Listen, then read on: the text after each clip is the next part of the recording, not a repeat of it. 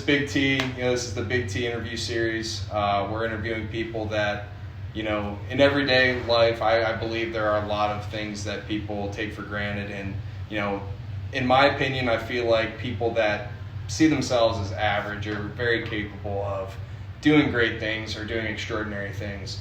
And this series is to, really bring that to light for the most part, as well as, really document people that are doing things they love and doing things that I believe to be extraordinary. So I guess we can get right into it.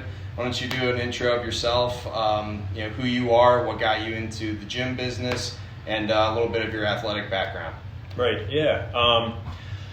I'm Auston Papay. I'm from Sharon, Pennsylvania. Do you want me to look at the... Whatever you want to do. Whatever you guys I don't know who to look at here. I'm like, I'm from Sharon, PA. Right, I'm from Sharon, PA. But I ended up in Canton through track and field. So I got recruited to throw shot put, discus, and javelin at University of Akron. Okay. And I threw there for 5 years and ended up eventually meeting a woman who is now my wife, and she's from Louisville, Ohio. Sure. So that's how I kind of ended up here. Yeah. Is through my wife now, Molly, and I actually love the area, so it's a good thing. For sure. And it's not too far from home. Yeah. But I started the gym basically because of track and field, and my background, obviously, I started in 8th grade throwing. My dad taught me how to throw and how to lift. Yeah. So basically, growing up through my whole life, it was second nature to me. Sure. So it's like second nature being here right now.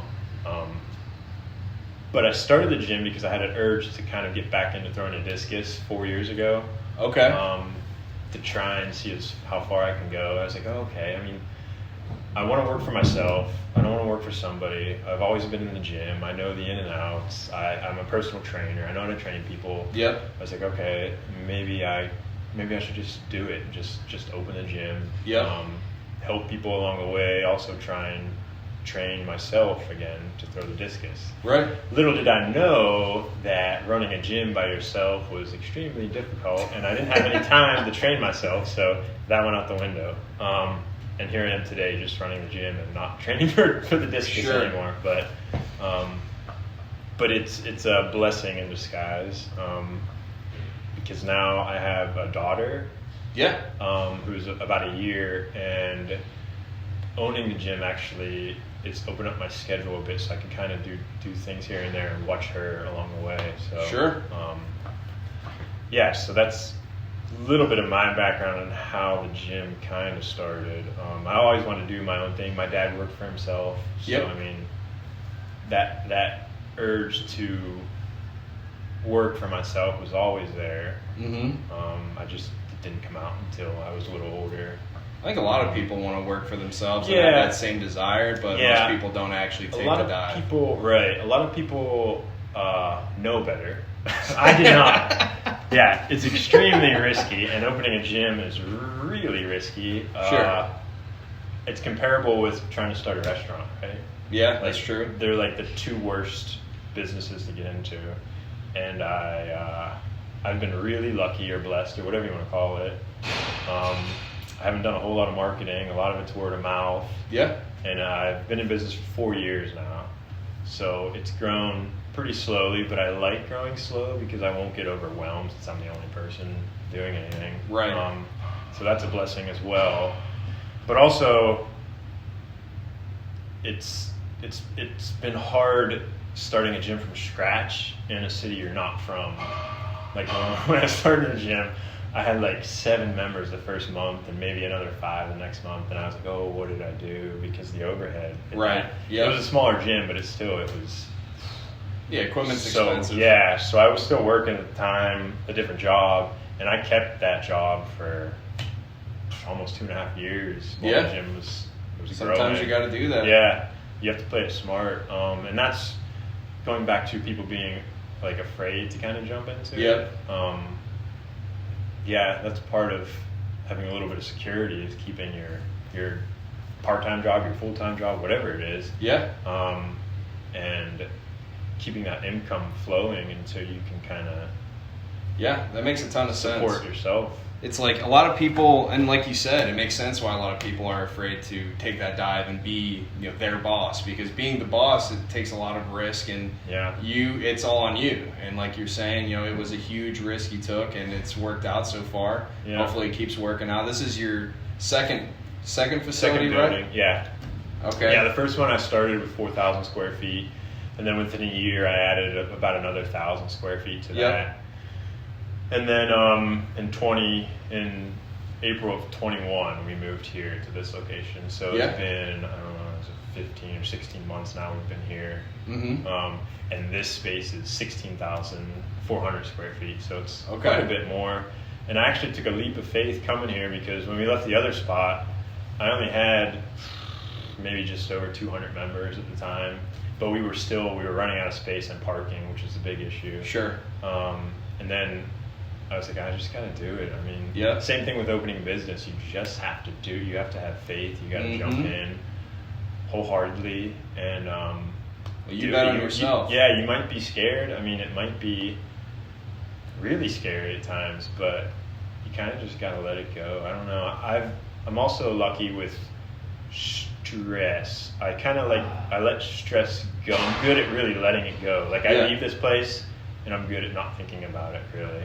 But obviously I have, right, in a sense, because at night I tap into the security cameras, I do stuff like that, but I don't let it stress me out, right? Which is another thing you really need. That's a skill. Yeah. Like most people, they stress about the littlest things in the world, not let alone their livelihood, Right. It's like, I should have a lot of gray hair right now, a lot. Sure. But it is what it is. I mean, right.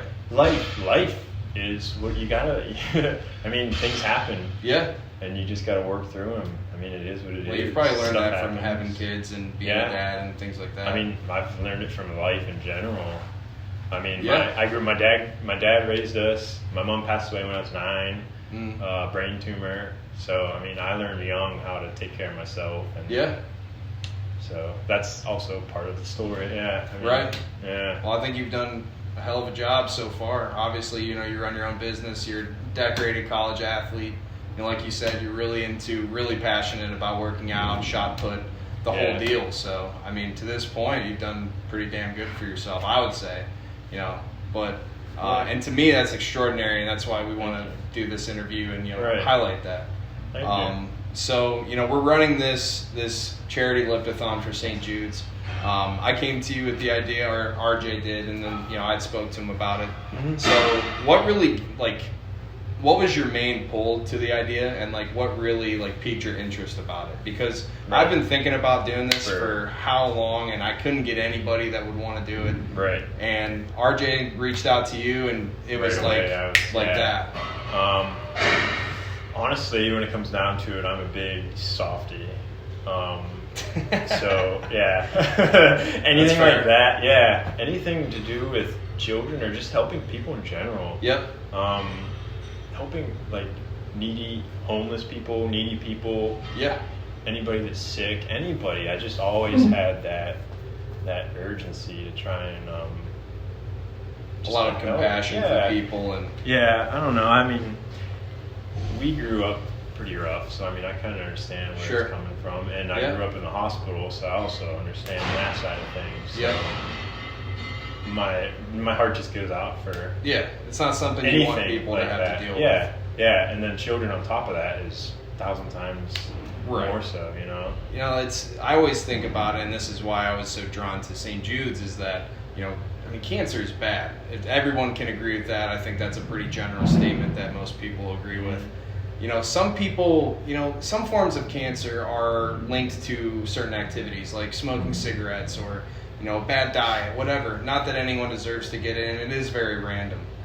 But a kid hasn't even experienced life and, hasn't smoked cigarettes, I would hope. Right. It wasn't their choice. Yeah, they didn't have any choices. Right. It just happened. It's bad regardless, but they really, don't deserve to have something like that happen to them. Right. So that's absolutely, I agree. That's if you have a soft spot for most people, how do you not have a soft spot here? That's what I'm thinking. Right. So it sounds like that's also what you're thinking too. Oh, all the way. Also, have a soft spot for animals as well. So if ever we want to do like what's that one that they put on TV, the Angels for Animals? Oh yeah. Sarah McLachlan. Yeah. I'm totally up for that. I can't stand that commercial. The Humane Society. Right. Okay. Yeah, I'd be down for that too. Yeah. I mean, they're I don't know. They're just so hard. I don't know. Yeah. Right. They don't deserve right? what's happening to them. It's kind of like the same. Right. The same. They don't have any control of things. Yeah. That's true. I agree with that. Yeah. So, tell us a little bit. I know what's going on with the event. I've kind of made videos about it. Yeah. How do you see the event going? Like, what do you want people to, essentially, like, what are your expectations for the event? What do you want people to leave feeling like? Right. Expectations, number one being reach our goal at least. Sure. 3,000, right? Yeah, that's $3,000 goal for St. Jude's, which I've heard that we have I'll tell you later, a couple big donations coming. Okay. So that's number one goal. That's exciting to number hear. Number two goal would to be to get the community out here and kind of, I don't know, mingle and network and For sure. and feel good about themselves, donating, and make this annual thing, Yep. and have everybody know that, oh yeah, in August we're gonna come out and help St. Jude's Research Hospital, So maybe this event this time, it's also a learning experience for us, but No doubt. maybe it's building a foundation for something greater in the future for I agree. annual event, Yep. So that's my hope. I agree 100%. That's the same vision I have, and that's why probably it's worked so well so far. I think that having this community event, like you said, you want to be very community oriented. I think having this event yearly and like others, obviously, in the meantime, gives people I feel like it gives me a sense of community, like a sense of community, a sense of being needed. I can go to this event and I know people there. I know that people want me there, that kind of thing. Yeah. I think that goes a long way for a lot of people. Oh, yeah. And It's some always, people don't know how to say it, but right. they know that they feel it when they're there. Yeah, and I do that it's too. always good to feel needed. Right. Or important, or like you're helping in something happening. Right. Yeah. Like you've got friends that are going to be at the Lift-a-Thon, or like down the line. We'll talk about it in a little bit, but like the Adventure Club, you have a bunch of friends that like to go hiking, and like they want you to come along, and they're wondering where you're at, and that kind of thing. Yeah. A lot of people don't have that. I want that for myself. I want that for everyone else too. Yeah. So I don't know. That's something that I'm very passionate about. I think it's a big thing that's kind of lacking in today's society with all the social media stuff. Everybody's so distant, True. I mean, if we can start doing more community-based events, Yep. adventure clubs, stuff like that, it brings community together. Yeah. So we can kind of interact in person. Yeah, right. A lot of the content and stuff that's put out, I try to put out content, obviously. And you kind of have to in this world nowadays, but also... A lot of it's really dry, though. Right. A lot of it's not, like, personable. You don't feel like you know the person talking. Yeah. It's a character. Right. For me, it's kind of getting old. I like the old school way of doing things. Yeah. That's fair. Right. That's fair. There's nothing wrong with that. I mean, your gym, the way that it's it's set up, and it's old school. Right. You got deadlifting platforms. You got it's not like when I walk through it, I don't feel like it's spick and span and like everything like bougie. Right. Center. Yes. Yeah. Exactly. Like we're not going to like Equinox or something like that. This is where like real get work done. Yes. Yeah. Right. And that's what it's for. I mean, I kind of tailored it after an old school weight room that we had at the University of Akron. Okay. Where basically just the throwers worked out, and they had all the stuff you needed. It wasn't fancy, but it was there. Yeah. And we just put work in, and we lifted some heavy weights there. Right. But I mean, that's all you need. Yep. You don't need anything fancy. You just need people there that motivate you. Mm-hmm. And help you reach your goals. That's all. Yeah. So it's kind of how I developed this place. Okay. In terms of thinking back to that one, Right. So this interview series is also a way for me to speak to people who are passionate about a certain sport or a certain activity they do. In the past, I interviewed my buddy who loves to do like mountaineering and things like that. And for people that want to mountaineer, I want them to follow like Tyler's story essentially, where he's really showing them how he's going through this process of preparing to get to that point, where he's trying to climb Denali or something. Yeah. So like, in future iterations of this, I'd love to interview you again, and maybe even talk about strictly like shot put, or even like you said, you're a personal trainer. Talk specifically about training and like what your personal methods are. Mm-hmm. I think this is a great overview. I think we could iterate on this definitely. Yeah, absolutely. You have a lot of knowledge to go over, a lot of things to offer people, obviously. So I think that in and of itself is extraordinary, and that's what we're trying to show here. Yeah. So I'd be glad to help anybody anytime. Yeah. Anywhere. Yeah. Whatever. You're a big softies. Yeah, I mean, I've always lived by the motto or the saying, whatever you want to say, is what goes around comes around, right? Yeah, or you get what you put in, essentially. So yeah. So I agree. You help people, they'll help you. Yep, 100%. So let's as like the last topic here. I don't want to keep you too long, but last topic. Let's talk about the Adventure Club a little bit. Yeah. Absolutely, It's something that, obviously, again, like another idea that I think, did I go to RJ about it, or was this something? I told RJ, you might have been thinking the same thing, but I told RJ about it. Yeah. I had been thinking about it for probably since I moved here, actually. Yeah. It was like a big idea last April when we moved in. I was like, we're going to have a lot more members. We should do like little events, like little groups, like high school or college, Yep. And Adventure Club was one because I've been hiking in Yellowstone and all this. I like doing that stuff. So that's kind of, and you probably had an idea because you like being outside and going to travel and all that. So. I mentioned it to RJ. I don't think and then he came back to me saying that you also wanted to do this Adventure Club thing, and then he had heard me talk about something similar, and it just made sense.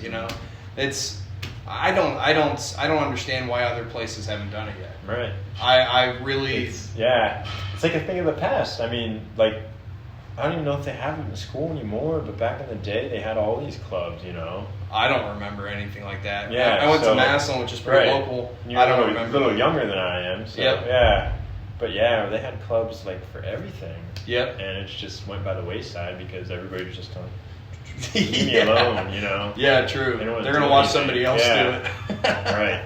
But the people that like to get out and like to do stuff and like to have friends that like to do stuff, like, why not get everybody together and enjoy this world, you know what I mean? Right. I think there's a lot of people that like don't do it too because they don't know how to do it. Right. And they don't have anyone. It's intimidating to go by yourself. And if they have a group, like a community feel that's pushing them to do something outside of their comfort zone, it's going to change their life, honestly. And that's how I think the Adventure Club, if you take somebody who's never been outside of North Canton or never been outside of Massillon or whatever, and you take them on a trip to Yellowstone, it's going to blow your mind. It blew my mind. 100% blew my mind. I was like, I'd seen movies. It doesn't do it justice at all. When you see a bald eagle swooping down into a river and pick up a fish out of the water when you're driving, it's like it doesn't it doesn't even compute, honestly. Yeah. So, and even going to like Hocking Hills with a group of people, there's really cool cabins and stuff down there. Yeah, there's stuff in our backyard nobody even knows about. Cuyahoga Valley is cool. Honestly, a lot of people, they kind of like talk trash about it in comparison because it's a national park. Mm-hmm. But in comparison to national parks, I see what they're saying, but there's so much stuff you can do there. You can bike, you can hike, there's a lot of things, Right. And it's underutilized by a lot of people that I think would find a lot of enjoyment there. Yeah. I actually, to go back to the gym just a little bit, sure. But when I went on a hike to Yosemite, we were in Yosemite for a week in 2007, and I went with two of my college buddies. Mm-hmm. And I had mauled over the idea of starting a gym for like a year. Sure. And we were sitting by the fire just talking about stuff like you do when you're hiking, talking about life, everything, right? Yep. And I brought it up to them. I was like, what do you guys think I should do? And that was pretty much the deciding factor to start the gym, was that hike in Yosemite. Yeah. That's awesome. So And that's arguably maybe that's the trip we got to do. I mean, Yosemite, that'd be cool. Yeah, it's right. Because that's got to be life changing. I've heard that's the best national park on earth. Really, seeing El Capitan and all that stuff. I have never been. We went up Clouds Rest is another mountain there. It was 11,000 square feet. We timed it up just perfectly that we reached the top of the mountain for the solar eclipse that summer of 2017. No way. It was wicked, yeah. So that was the whole purpose of our trip, was to hit the solar eclipse at the top of Clouds Rest. Yeah. Yeah, it was cool. So stuff like that, right? You gotta. I mean, that's a once or maybe twice in a lifetime thing you can ever do, right? It really broadens your perspective on even just daily things that you're doing. Like, you have way more appreciation. I feel like, at least I have. Oh yeah. That makes a lot of sense, and I think the Adventure Club makes a ton of sense, and I want people to get out there and do it. I think it's a great idea, and that's something we'll have more info on after the Lift-a-Thon and whatnot. Oh, yeah. But I want to start, really pushing hard on that, because it's going to be fun for me, fun for you, fun for whoever decides to do it. So there's so many options. And we could do anything. We could even. If anyone has any ideas for the Adventure Club, they'll let me know. It's opportunities are endless there. Right. But so Auston, I appreciate your time. I really want to do some further iterations of this interview series with you. Follow your journey and how FITCO evolves, and also if you ever get back into training and things like that. Definitely want to follow that journey too. So I appreciate it. Absolutely. Yep. Great talking to you. Mm-hmm. All right, we got a really good interview going in there. I want to walk around this place a little bit, see what it's all about, and I want to give you guys an inside look into what FITCO is really about. All right, we got some old school style stuff here. Deadlifting platforms, they're getting the real deal going. Squat racks. Looks like I'm back in the old Massillon High School football days. Yeah, this is some good stuff. Cool murals on the walls. Let's see, lots of machines too. Let's get a better look at those. But how you doing? How you doing, man? Hey, you mind doing a real quick interview, real quick? You don't mind? Okay. What's your name? Auston. Auston. I'm Blake, or Big T. We're actually filming for. Have you heard of the Charity Lift-a-Thon that we're putting on here? No. You haven't heard anything about it? Yeah, I only go here on occasion. That's probably why. That's fair. So on August 20th, we're putting on a Charity Lift-a-Thon for St. Jude's. We're just asking for donations and stuff to participate. Anyone can come hang out. But we're putting. Auston said that we're putting up weights and stuff on the wall. If anyone puts up big weight and things like that. So. Okay. I'd have to check. See when did you say? August 20th at 10 a.m. August 20th. Yep. Possibly. Okay. No problem. I have to check my. No worries. Saturday, right? Saturday. Yep. If you know anybody that'd be interested, that kind of deal. We're just trying to do something good for charity. But otherwise, what's one thing you'd say about FITCO? Everyone's real friendly, and everyone's real no nonsense. I go to other gyms and people are always trying to talk to me whenever I'm trying to do my thing. Well, no, but I'm done, and you have a reason. Sure. I'm talking about I don't know, people who are just there to talk and they're not there to. So it's more like an old school vibe here? Yeah. Okay. All right. Get stuff done, get jacked, get big. Yeah. All right. I feel it. Well, I appreciate it. Nice meeting you. Yep, you too. Big T, Blake. What's your name again? Auston. Yep. A lot of Austons around here. Take it easy. How you doing? Why do you lift at FITCO? I don't want to interrupt you, but why do you lift at FITCO? I don't mean to interrupt you, but I figured you seemed like you'd talk a little bit. It's not overly crowded. Okay. People are friendly. My daughter and I joined. Okay. And when we joined, first day there, lady greeted us, welcomed us on board, kind of like a family. Yeah, I agree. Big family. Yeah, right. It's grown a lot. I've been here for a little bit, like in the area a little bit. It's grown a ton. And being an old guy, I'm probably one of the older guys in here. So, You're still pushing weight, though. Somewhat. But somewhat? Somewhat. Not like what I used to. That's fair. I still picture myself like in my 20s. But no, it's a great place to work out. It Okay. really is. Have you heard of the Charity Lift-a-Thon we're throwing? I just saw the brochure. Okay. So What do you think? You think it's a good idea? You think you come out, or you think anyone would be interested? me, I don't lift that much, but I think it's a great idea for charity. I Okay. think it's a wonderful idea. We used to do that when I was in high school. Yeah. Back I thought people used to do things like Yeah. this, but then I haven't seen it for a long It time. was like a penny a pound. Yeah, we would yeah, do, and yep, then, yep. With the bench press and the leg press. Well, if I had more money, I'd do that. Yeah, that's exactly. Yeah, that's exactly it. What's your name? I didn't catch your name. My name's Pat. Last Pat? name's Smith. So yeah. What is it? Smith. Pat Smith. Yeah. I gotcha. Okay. Well, I go by Big T. Okay. That's my personality, but my name's Blake. Okay. I'll be around here a lot, but if you want to come out to the Lift-a-Thon and even just show support or tell people about That'd it, be great. awesome. That'd be great. I appreciate it, Pat. Thank Big you. time. I'll let you get back to your flies, man. So there's a bunch of old school stuff here, man. I'll tell you what, the people in here, dude, they're top notch. So far, at least. I'm sure someone will get mad at me if they're no nonsense.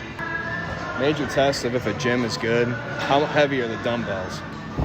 Good morning. Who's lifting 135? Not me. We'll get there, though. We got chains. Dude, we got everything we need, man. I'll tell you what, this is, for the price, too, it's pretty damn good. So I definitely suggest testing this place out, giving Austin a call, seeing what's up.